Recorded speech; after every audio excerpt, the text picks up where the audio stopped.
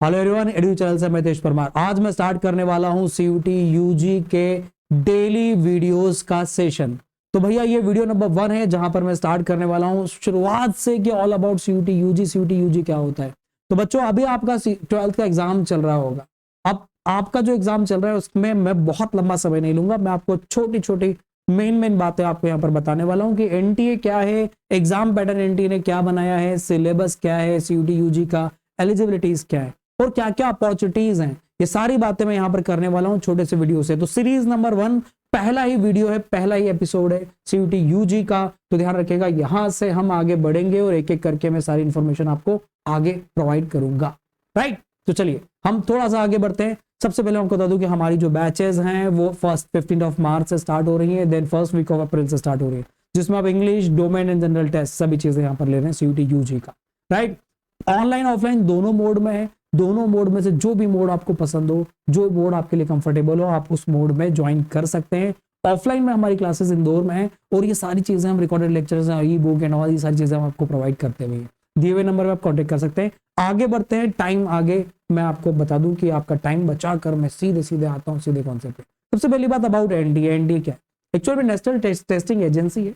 Ministry of education जो है government of India की, उसने एनटीए को एस्टेब्लिश किया था। एनटीए का काम होता है एग्जाम्स कंडक्ट करवाना। जैसे नीट जेईई की एग्जाम्स जो होती है वो एनटीए कंडक्ट करवाता है। ऐसे बहुत सारी गवर्नमेंट के एग्जाम्स हैं जो एनटीए करवाता है। तो पहली बात तो एनटीए का काम है कि एक फेयर तरीके से एग्जाम को कंडक्ट करवाए और बिल्कुल एक सिस्टमाइज फॉर्मेट में। तो ये एनटीए का काम है। अब हुआ क्या, एनटीए को एक टारगेट दिया गया, एनटीए को सेट किया गया कि आप बिल्कुल ट्रांसपेरेंट तरीके से करिए, एग्जाम करवाइए, एजुकेशन और रिसर्च प्रोफेशनल जो होते हैं, ठीक है, उस पर रिसर्च करवाइए और क्या क्या नई नई चीजें हो सकती हैं ऑन कैसे हम सिलेक्ट कर सकते हैं, सिलेक्शन के तरीके क्या हो सकते हैं। मतलब ये जो काम है ना, इसका ऑब्जेक्टिव ये भी कि to produce and disseminate information, लोगों को इन्फॉर्मेशन बांटना और इसे बताना, ये सारी चीजें है ना, ये इसका काम है एनटीए का। फिर थोड़ा सा हम आगे बढ़ते हैं। एनटीए के बाद अगर हम बात करें तो एनटीए को ही टारगेट जो काम दिया गया है वो दिया गया है कि आप सीयूटी आप ही कंडक्ट करें। तो एनटीए ने फिर इंट्रोड्यूस किया सीयूटी यूजी को, प्रोग्राम डिजाइन किया गया ऑल ओवर इंडिया के जो कॉलेजेस होते हैं उनके लिए। अब इंडिया के कौन से कॉलेजेस? सबसे पहले तो जो मेन टारगेट था एनटीए का, मतलब गवर्नमेंट ऑफ इंडिया का, जो कि एनटीए को दिया गया और वो सीयूटी के थ्रू हो रहा है। तो वो जो सीयूटी का नाम है ना, Common University Entrance Test, CUET, जिसमें यहाँ पर सारी यूनिवर्सिटीज का कॉमन एग्जाम होगा। पर अभी सारी रजिस्टर्ड नहीं है, पर हाँ कौन रजिस्टर्ड है? तो सेंट्रल यूनिवर्सिटी सारी की सारी यहाँ पर रजिस्टर्ड है, जो कि 44-45 सेंट्रल यूनिवर्सिटीज हैं हमारी फिलहाल हमारी कंट्री में, वो सारा इससे रजिस्टर्ड है, इसी से उसके एडमिशन होने हैं। सेंट्रल यूनिवर्सिटी का मतलब है जो गवर्नमेंट ऑफ इंडिया की। देखिए इसके बाद एक स्टेट यूनिवर्सिटीज भी होती है, तो बहुत सारी स्टेट यूनिवर्सिटीज भी जिन्होंने डीए, जैसे हमारे इंदौर में डीएवी है, उन्होंने भी सीयूटी के एग्जाम को एक्सेप्ट करना चालू कर दिया। बहुत सारी प्राइवेट यूनिवर्सिटीज भी हैं, सेल्फ फाइनेंस कॉलेजेस भी हैं, उन्होंने भी यहाँ पर सीयूटी के एग्जाम से अपने एडमिशन चालू कर दिए। तो अभी तक फिलहाल हम देखें ना तो 200+ ऑप्शंस आपके पास हैं सीयूटी के थ्रू।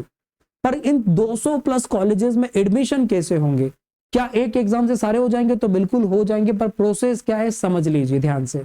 प्रोसेस क्या है? सबसे पहले तो मैं आपको बता दूं कि एग्जाम का पूरा पैटर्न और प्रोसेस में बता रहा हूं। पहले सीयूटी की एग्जाम होगी, फिर आपको क्या करना होगा बेटा, इन एग्जाम्स के बाद बीच बीच में इन सबके काउंसलिंग फॉर्म आएंगे, तो काउंसलिंग फॉर्म बने, सारी चीजें मैं बताने वाला हूँ। पूरा सीरीज चलने वाला है, बहुत अच्छे से आप सारे वीडियोस को देखेगा, बहुत अच्छे से क्लियर कर दूंगा। सबसे पहले सीयूटी के एग्जाम किस किस मीडियम में दे सकते हो? आप इंडिया के किसी भी स्टेट के हो, आपको लैंग्वेज बैरियर नहीं होने देगा।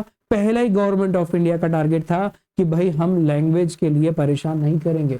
तो न्यू एजुकेशन पॉलिसी के अकॉर्डिंग सीयूटी जो होगा ना, वो आपका 13 लैंग्वेजेस में से जिस लैंग्वेज में तुम्हें पसंद हो उस लैंग्वेज में दे दो। पहली बात, अब लैंग्वेज तुमको सेलेक्ट करना होगी। मोस्ट ऑफ द कॉलेजेस, ये बात तय है कि most of the colleges English language को प्रेफरेंस देते हैं, पर हाँ ऑप्शन भी रखते हैं कि आप आपके भी जो पसंद की लैंग्वेज हो उसमें दे सकते हैं। तो ये पेपर जो होगा, जो मीडियम होगा पेपर का, क्वेश्चन पेपर का, वो आपको टिक लगाना है, चूज करना है। पर ध्यान रखिएगा, एक बार आपने जो चूज किया ना वही रहेगा, एडिट नहीं होता। चलिए आगे बढ़ते हैं। फिर आते हैं मोड ऑफ एग्जाम। एग्जाम कैसे होगी? पास्ट ईयर तक सीयूटी जो है ना 2022 से चालू हुआ, फिर 23 में हुआ, अब 24 में होने वाला है। पास्ट ईयर दोनों सालों तक जो एग्जाम था ना वो कंप्यूटर बेस्ड टेस्ट था, पर इस बार बेटा जो एग्जाम हो रहा है ना वो कंप्यूटर बेस्ड तो होगा, पर कुछ पेपर्स क्योंकि सीयूटी में बहुत सारे पेपर्स होते हैं, बताऊंगा मैं। तो एक तो कंप्यूटर बेस्ड टेस्ट है, फिर ओएमआर शीट से भी होगा, मतलब कि पेपर मोड में भी होगा। मतलब कुछ पेपर्स ऐसे भी होंगे जिसमें आपको गोले भरने होंगे, समझ गए ना। ओएमआर शीट में आपको ऑप्शंस लिखे होंगे, गोले भरने होंगे, नॉट कंप्यूटर। ऐसा क्यों? ऐसा इसलिए क्योंकि यहां पर एक सबसे बड़ी परेशानी जो आई वो ये आई कि जब बच्चों को पेपर दिए गए ना, जब कंप्यूटर बेस्ड एग्जाम दिए गए ना, सेंटर कम पड़ गए। देखो ऑल ओवर इंडिया में करीब करीब 15 लाख लोगों ने फॉर्म भरे। अब 15 लाख लोगों को सेंटर लॉट करके एग्जाम करना, इतना बड़ा इंफ्रास्ट्रक्चर अभी भी हमारी कंट्री का नहीं है। तो फिर एग्जाम होती है कंप्यूटर बेस्ड मतलब कुछ कुछ कॉलेजेस में, कुछ कुछ सेंटर्स में जहाँ कंप्यूटर रखे वहीं हो पाएगी, पर ऑफलाइन मोड में तो आप हर जगह बिठा दो एक साथ। अरे अगर किसी शहर में 5 कॉलेजेस हैं तो 5 में बिठा दो, पर कंप्यूटर सेंटर तो एक ही कॉलेज में होगा, उसमें भी कैपेसिटी कितनी होगी, 150, 200, 300, 500 अधिकतर, या कहीं कहीं बहुत बड़ा सेंटर होगा तो 1000 कंप्यूटर एक साथ होंगे। पर अगर एक साथ अगर 5 कॉलेज में बिठाओगे तो 5000 बच्चों के एग्जाम ले सकते हो। तो ये भी उन्होंने इस बार ऑब्जेक्टिव रखा कि हमें एग्जाम को लंबा नहीं खींचना है, जो पिछली बार 1-1.5 महीने तक खींची थी उसको छोटा करने के लिए, ड्यूरेशन कम करने के लिए कुछ पेपर्स आपके ऑफलाइन ओएमआर शीट से होंगे और कुछ कंप्यूटर से भी होंगे। मतलब दोनों मोड में एग्जाम होगी। अब आपको कौन सा मिलने वाला है अभी कुछ डिसाइड नहीं है। चलिए आगे बढ़ते हैं। तो मोड ऑफ एग्जाम भी क्लियर हो गया। थोड़ा सा आगे बढ़ते हैं। अब देखिए यहाँ पर स्कीम क्या एग्जाम की, 3 सेक्शंस होते हैं। अब देखो 3 सेक्शंस क्या है। पहला सेक्शन लैंग्वेज क्या है, जिसमें दोनों लैंग्वेज है, एक तो स्पेशलाइज लैंग्वेज है और एक पेपर लैंग्वेज भी है। आपको जो सिलेक्ट करना हो, देखो ये स्पेशलाइज लैंग्वेज वो लोगों के लिए जो लैंग्वेज में बीए या कुछ अदर कोर्सेज सिर्फ लैंग्वेज में करने वाले हैं। लाइक फ्रेंच में किसी को कुछ करना है तो फ्रेंच लैंग्वेज में, वो इन 20 लैंग्वेजेस में से कोई लैंग्वेज चुन सकता है। तो पहला जो पेपर होगा ना बच्चों, ये पहला पेपर जो आपका होगा वो इस तरह से होगा कि आपको सेक्शन में से लैंग्वेज चुनना है। यहाँ पर 40 क्वेश्चंस होंगे आउट ऑफ 50, आपको 50 में से 40 आपको अटेम्प्ट करने हैं, राइट। ये पहला सेक्शन हो गया। दूसरा सेक्शन जो है ना, ये सेकंड भी है स्पेशल, ये किन के लिए बेटा, जिनको स्पेशली लैंग्वेज में कुछ कोर्स करना है। अगर आपको कुछ लैंग्वेज में कोर्स करना है तो स्पेशली आप फिर इन 20 लैंग्वेजेस में से, अधिकतर इसमें फॉरेन लैंग्वेजेस भी हैं, तो आप उसमें से कोर्स चुन सकते हो। फिर सेक्शन 2 है डोमेन। सेक्शन 2 डोमेन क्या है। अब डोमेन मतलब आपको एक सब्जेक्ट, देखो जो एनटीए का टारगेट था, जो गवर्नमेंट ऑफ इंडिया का टारगेट था कि बच्चों को कॉम्पिटिटिव एग्जाम में ज्यादा परेशानी ना हो, इसलिए उन्होंने क्या किया, स्पेशल सब्जेक्ट्स रख दिए। कौन से वाले, जो 12th बेस में। तो आपका जो 12th के सब्जेक्ट्स हैं, लाइक कॉमर्स वाले होंगे तो अकाउंट इको बीएस और अप्लाइड मैथ्स भी हो सकता है। अप्लाइड मैथ्स, इनका और वीडियो आएगा बेटा, सब्सक्राइब कर लेना चैनल को। तो आपको इनमें से कोई सब्जेक्ट चुनना होगा। किसी कॉलेज में 2 होंगे, किसी में 3 होंगे। अब ये डोमेन कैसे चुनते हैं, मैं आपको कोर्स स्पेसिफिक भी आगे आने वाले वीडियो में बताऊंगा। 27 तरह के सब्जेक्ट्स हैं, पर 27 नहीं चुनने हैं तुमको। तुमने 12th में जो पढ़े हैं वही चुनना जो तुमने 12th में लिए हैं और 12th में पढ़े हैं, समझे। अब सारे भी नहीं चुनना है। 27 में से तुम्हें कितने चुनने हैं। पिछली बार किसी ने 6 चुन लिए, किसी ने 8 चुन लिए, इस तरह से चल रहा था। पर मैं आपको फाइनली बता दूं कि आपको इतने सारे सब्जेक्ट्स नहीं चुनना है। आपको सिर्फ और सिर्फ आपको वो सब्जेक्ट चुनना है जो आपके काम के हैं, जो आपको उस कॉलेज में एडमिशन दिला सकते हैं। वो सारी बातें और भी आने वाले वीडियोस में होंगी, पूरी सीरीज में मैं कवर करवाऊंगा। तो देखो यहाँ पर आपको जो पेपर होगा ना डोमेन का, वो 40 में से 35 क्वेश्चंस होंगे कुछ पेपर में, कुछ प्रैक्टिकल क्वेश्चंस होंगे, तो 50 में से 45 होंगे। तो ये 2 तरह के पैटर्न से, मतलब आपको ऑन एन एवरेज 35 या 45 क्वेश्चंस कुछ करने ही करने हैं, जो भी आप डोमेन सेलेक्ट करोगे उसके अकॉर्डिंग। तीसरा होगा जनरल टेस्ट। अब मैं आपको बता दूं, सबसे ज्यादा जो कॉलेज की रिक्वायरमेंट है ऑल ओवर इंडिया, उसमें सेक्शन 1 में इंग्लिश या हिंदी या जो भी लैंग्वेज है वो, और फिर सेक्शन 3 जनरल। तो सेक्शन 1 और सेक्शन 3 बहुत सारे कॉलेजेस की रिक्वायरमेंट होती है अपने कोर्स एडमिशन के लिए। तो सब ये तो जनरली हर कोई लेता ही लेता है, सेक्शन 1 एंड सेक्शन 3। पर किन कोर्सेज के लिए तो ध्यान रखना कि आपको पहले रिसर्च करना होगी, तभी जाके फॉर्म भरना होगा। जल्दबाजी में फॉर्म मत भरना। फॉर्म आएंगे, मेरा वीडियो आएगा, वीडियो देखकर ही भरना। अननेसेसरी किसी की बात पर, और हाँ फॉर्म भरने वाले की बात पर मत मानना। तुम्हारा दिमाग लगाना और तुम्हें क्या चाहिए कोर्स, उसके हिसाब से ही फॉर्म में एंट्री करना सब्जेक्ट्स की। गलती करोगे अननेसेसरी, वहां भी परेशान होगे एग्जाम वाले दिन। और अननेसेसरी तुम्हें ना, जब आगे एग्जाम वाले दिन तो परेशान होगे, पेपर भी बिगड़ता है, रिजल्ट भी बिगड़ता है, सब होता है। तो अपने को वही चुनना है वो जो चाहिए, राइट, जो करना है। तो भाई यहां पर आपको अब मैक्सिमम, एक और बात, ये तो हो गया आपको क्या करना है। ये पुराना वाला है 10 सब्जेक्ट नहीं, अब इस बार स्टूडेंट सिर्फ 6 सब्जेक्ट चुन सकता है मैक्सिमम। कितने चुन सकता है? 6, मतलब 6 पेपर थे, पिछली बार 10 था। 10 था 10, इस बार कितना कर दिया 6, कम कर दिया। उन्होंने बोला बोझ भी कम करो और हमारा भी हेडक कम करो। अरे अरे इतने सारे कॉम्बिनेशंस बनते हैं ना फिर बच्चों के, तो वो कॉम्बिनेशंस को कम करने के लिए उन्होंने किया। तो यहाँ पर इसको कम करके 6 कर दिया। अब 6 मतलब क्या, लैंग्वेज तो बच्चा लेगा ही लेगा एक, अब यहाँ से तुम 4 ले सकते हो, एक ये हो गया टोटल 6। अब यहाँ पर 4 नहीं लेना है, मैं तो अधिकतर अपने वाले बच्चों को बताता हूँ जो काम के हो वही लो, जो मेन कॉलेजेस आपको चाहिए उसके हिसाब से लोगे तो आपको 3 सब्जेक्ट्स बहुत होते हैं, या 4 कभी हद से आपको कुछ डाइवर्सिफिकेशन भी सोच रहे हो तो 4, आखिरी 4। पिछली बार भी हुआ था 10 वाली तो बात पिछली बार तक भी मैंने भी नहीं रखी, किसी को नहीं बोला। चल आगे बढ़ते हैं।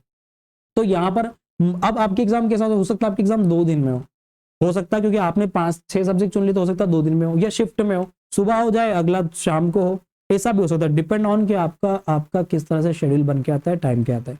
अलग अलग दिन में भी एग्जाम हो सकती है कि एक पेपर अभी हुआ 1-2-4 दिन बाद होगा, ऐसे भी एग्जाम हो सकती है, राइट। तो ये शेड्यूल के हिसाब से, शिफ्ट के हिसाब से एग्जाम हो सकती है, डिपेंड ऑन कि अगर आप पर अगर आपका सिर्फ इंग्लिश और जनरल टेस्ट है तो आपका एक ही दिन में पेपर खत्म हो जाएगा, खत्म एक ही बार में, राइट। एक ही बार में आपका पेपर एंड हो जाएगा, जितने कम होंगे ना उतना एक ही बार में पेपर खत्म। तो भैया ये मैंने आपको बता दिया स्कीम्स क्या है, 3 सेक्शंस में से आपको क्या चुनना चाहिए अभी पूरा। अब जो चुनने का तरीका है ना, बहुत जल्दबाजी मत करना, चुनने का तरीका बहुत सिंपल सा है, मैं आपको बता दूं चुनने का तरीका, सब्जेक्ट चुनने का तरीका है कॉलेज कौन सा चाहिए वो, राइट।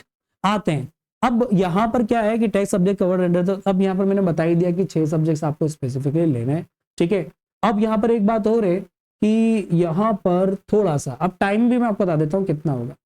देखो 45 मिनट होगा आपका लैंग्वेज के लिए, 45 मिनट होगा आपका किसके लिए, डोमेन के लिए, जो भी ईच डोमेन होगा, और 60 मिनट दिया जाएगा आपको सेक्शन 3 के लिए। अब मान लो कि तुम है ना लैंग्वेज तो तुमको 1 या 2 जो भी लैंग्वेज लेने की, लैंग्वेज में भी 2-2 ले सकते हो हाँ बच्चों, तो क्योंकि किसी को लैंग्वेज में स्पेसिफिक कुछ करना हो तो अगर तुम डोमेन को 3 लेते हो तो तुम्हारा यहाँ पर ध्यान रखना कि 45 × 3 तुम्हारे तीनों पेपर एक साथ हो रहे हैं तो इस तरह से हो जाएंगे। तो आपका यहाँ पर इस तरह से यहाँ पर 135 मिनट आपका लग जाएगा, ठीक है। जैसा भी टाइम हो, डिपेंड ऑन, तीनों पेपर एक साथ हुए तो 4 लोग तो वैसे टाइम बढ़ जाएगा। तो पेपर के टाइम वैसे नहीं बढ़ेंगे, बात ध्यान रखना क्या होगा कि पेपर को डिवाइड कर देंगे, आधा इंग्लिश के साथ डाल देंगे तो आधा जीटी के साथ डाल देंगे, इंग्लिश जीटी एक साथ ले लेंगे तो ये अलग कर देंगे तीनों एक साथ, तो वो अपने हिसाब से कॉम्बिनेशन बना के देंगे, डिपेंड ऑन सुटेबिलिटी और डिपेंड ऑन जो भी उनका पैटर्न चल रहा है, राइट। तो टाइमिंग बता दी। अब अच्छा पेपर का यहाँ पर बता दे। अब यहाँ पर सिलेबस की बात करें, सिलेबस क्या होगा इंग्लिश के अंदर, देखो यही सिलेबस है जो ऊपर लिखा है। इंग्लिश में language to be tested through, अब लैंग्वेज कोई सी भी ले लो तुमको आरसी सबसे ज्यादा होंगे, राइट। फिर फैक्चुअल्स होंगे, लिटरेरी होगी, नैरेटिव्स होंगे, फिर एटीट्यूड एंड वोकैबुलरी, वोकैब होगा उस लैंग्वेज का, यही होगा, ग्रामर थोड़ा सा वोकैब, और बहुत कुछ नहीं होता। पर हाँ आपका अगर इंग्लिश वीक है या आपका जो भी सब्जेक्ट्स आप ले रहे हो उसको पढ़ना जरूर, बिना पढ़े मजा ना, कंपटीशन अच्छा कॉलेज सॉल्व तो कंपटीशन अच्छा है। डोमेन में तो भाई आपका 12th का सिलेबस है, 12th का ओल्ड वाला सीबीएसई का, बिना डिलीटेड वाला, ध्यान रखना विदाउट डिलीटेड। यहाँ पर विदाउट डिलीटेड कोर्स है, जो सीबीएसई के अंदर अभी चल रहा है उसमें डिलीटेड है बहुत सारे कोर्स, सब बहुत सारे बोल सकते हैं। जैसे कि मैं आपको बात करूं, जैसे हम इकोनॉमिक्स में पढ़ाता हूं तो इकोनॉमिक्स के अंदर कुछ एक टॉपिक के पूरा डिलीटेड है, जैसे पॉवर्टी। अब पॉवर्टी नहीं है आईडी के अंदर, पर यहाँ पर तो होगा, राइट। कुछ टॉपिक्स हैं नेशनल इनकम में डिलीटेड है, पर यहाँ पर तो होगा, तो आपको वो सारी चीजें पढ़ना पड़ेंगी अलग से भी। आते जनरल टेस्ट पे, जनरल टेस्ट के अंदर देखो, जनरल टेस्ट के अंदर आपसे जनरली 3 सब्जेक्ट ही पूछे जा रहे हैं। वो क्या है, जनरल नॉलेज, करंट अफेयर, ये जनरल नॉलेज के अंदर रह जाएगा ना। फिर ये हो गया एक सब्जेक्ट, जनरल मेंटल एबिलिटी दूसरा, उसको न्यूमेरिकल एबिलिटी भी बोल दो, क्वांटिटी रीजनिंग भी बोल दो, सब एक ही है, ठीक है। फिर लॉजिकल रीजनिंग, एनालिटिकल रीजनिंग, ये एक हो गया। बाकी ये देखो सभी ज्योमेट्री, मेंसुरेशन, स्टेट्स, अर्थमेटिक, ये सब क्यूए में आ गया। मतलब जनरल टेस्ट के अंदर 3 बातें हैं, जनरल अवेयरनेस, फिर quantity aptitude and logical reasoning, ये 3 चीजें आपको पढ़नी है, राइट। कहां पर, जनरल टेस्ट के अंदर। अगर आप कोई कॉम्पिटिटिव एग्जाम्स की तैयारी कर रहे थे पहले से तो ये 3 चीजें आपने पढ़ी होंगी, तो आपका आधा काम तो खत्म हो गया। तो हमारे यहाँ से मॉक टेस्ट और प्रैक्टिस टेस्ट लेकर आप उसकी पूरी प्रिपरेशन भी कर सकते हो। ये हो गया। अब इसके बाद आते हैं एलिजिबिलिटी, क्यों दे सकता है। तो भैया आप 12th या 12th के इक्विवेलेंट हो अभी, या 12th क्लियर कर ली हो तो आप ये दे सकते हैं। कोई एज क्राइटेरिया नहीं है।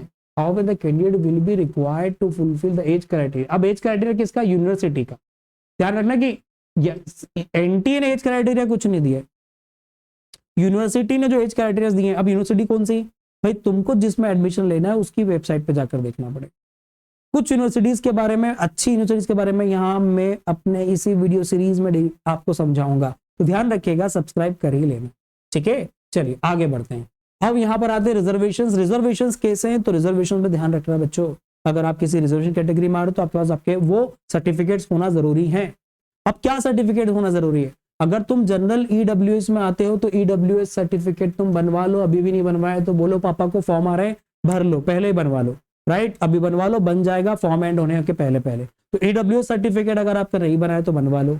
सेकंड, अगर आप OBC non creamy layer category के हो तो उसका ओबीसी का सर्टिफिकेट आप बनवाएं, ठीक है, ये सारी चीजें रखें। एससी एसटीज का जो सर्टिफिकेट, अच्छा ध्यान रखना, सर्टिफिकेट जो होता है कलेक्ट्रेट से इशू वाला जो होता है, सब डिविजनल ऑफिसर से, वही बनवाए, वही चलता है, राइट। और अगर आप पीडब्ल्यूडी में आते हैं, पीडब्ल्यूडी में, तो आपको उसका भी सर्टिफिकेट होगा। ये सबके प्रोविजंस है, एडमिशंस में इनको कोटा मिलता है, ईडब्ल्यूएस वालों को, ओबीसी को, एससी एसटीज को, पीडब्ल्यूडीज को, तो आपको आपके पास इनके डॉक्यूमेंट्स होना चाहिए, राइट, ये सारी चीजें होना चाहिए। अब देखो एग्जाम कब होगी, अब ये तो लास्ट ईयर का है, इस बार का क्या है, तो बेटा 15 से 31 मई के बीच में कभी भी एग्जाम हो सकती है, 15 मई से 31 मई के बीच में। कंप्यूटर बेस्ड भी हो सकती है और ओएमआर शीट बेस्ड भी हो सकती है, राइट। अब यहाँ पर स्लॉट तो वही 1 2 3 3 स्लॉट्स में एग्जाम हो सकती है। एग्जाम के टाइमिंग एंड ड्यूरेशन अभी कोई नोटिफिकेशन नहीं है, आएगा नोटिफिकेशन, वीडियो मिलेगा आपको और ये सारी चीजें आपको बताई जाएंगी। तो भाई ये सारी चीजें मैंने आपको बता तो दी हैं। अब आपको एक इंपॉर्टेंट बात कि आप अभी रजिस्ट्रेशन करवाना चाहते हैं तो करवा लीजिए, अच्छा कुछ ऑफर भी मिलेगा आपको। यहाँ पर आपको इंग्लिश, डोमेन और जनरल टेस्ट डिसाइड नहीं भी हुआ है तो आप हमसे बात कर सकते हैं। 15 मार्च से हमारा पहला बैच स्टार्ट हो रहा है, फिर उसके बाद जो भी बैचेस स्टार्ट होंगे मैं आपको अनाउंस कर दूंगा, हमारे वीडियो में आपको मिल जाएगा। तो all the best students, channel को सब्सक्राइब करना मत भूलिएगा, पूरी की पूरी सीरीज लेके आने वाला हूँ, डेली आपको एक वीडियो में देने वाला हूँ। चलिए, तो ऑल द बेस्ट स्टूडेंट्स, मिलते हैं नेक्स्ट वीडियो में।